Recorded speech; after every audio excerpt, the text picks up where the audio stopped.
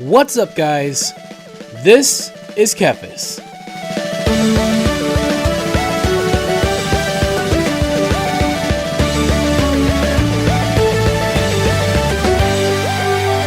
Welcome to Class Course, where we take a brief look at a specific class specialization from World of Warcraft and break down their core rotation.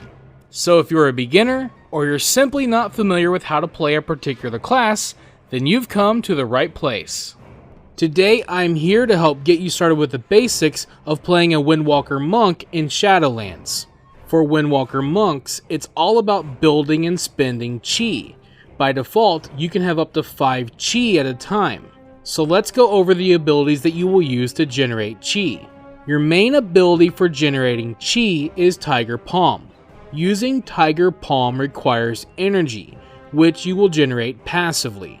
Now, you can also use Expel Harm to generate chi.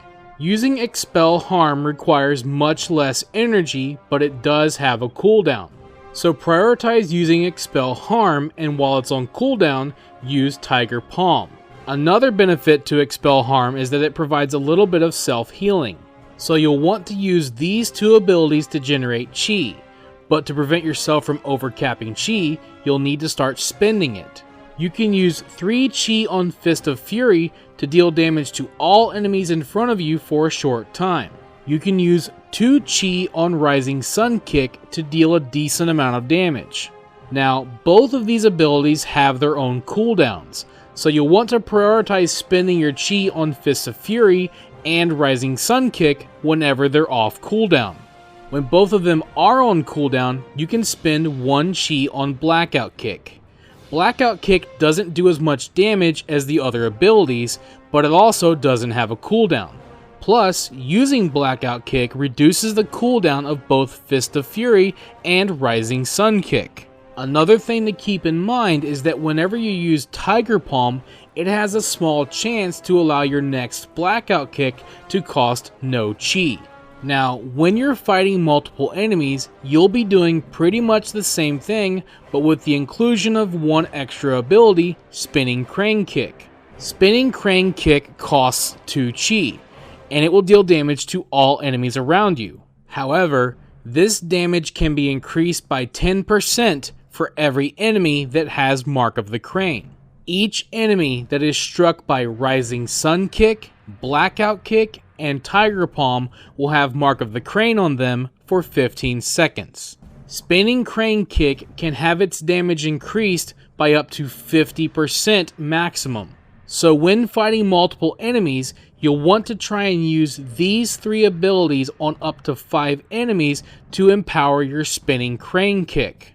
In general, Spinning Crane Kick is only worth using whenever there are at least 3 enemies and all of them have Mark of the Crane applied to them. Next, let's go over your 3 main offensive cooldowns. First up is Touch of Death. This will deal damage equal to 35% of your total health to enemies that are below 15% of their total health. It will also instantly kill normal enemies when their health is below yours. So use this whenever it's available. Next, you have Invoke Zuyin, the White Tiger. This will summon Zuyin to fight alongside you for a short time, so use it whenever it's available. Last, you have Storm, Earth, and Fire. Using this will split you into 3 spirits, increasing your damage for a short time.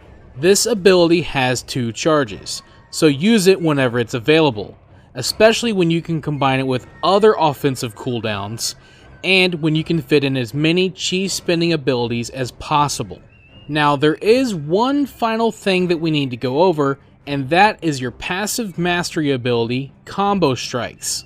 This causes your abilities to deal increased damage based on your mastery stat when they are not a repeat of the previous ability. Essentially, you want to try and avoid using the same ability twice in a row as much as possible.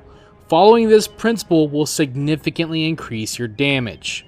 And that's pretty much everything you need to know about how to play a Windwalker monk in Shadowlands. Hopefully this video has helped get you started, but remember, In Shadowlands, there are a lot of factors that can have a significant impact on your class. Things like talents, gear stats, conduits, covenants, and other factors can change up your rotation.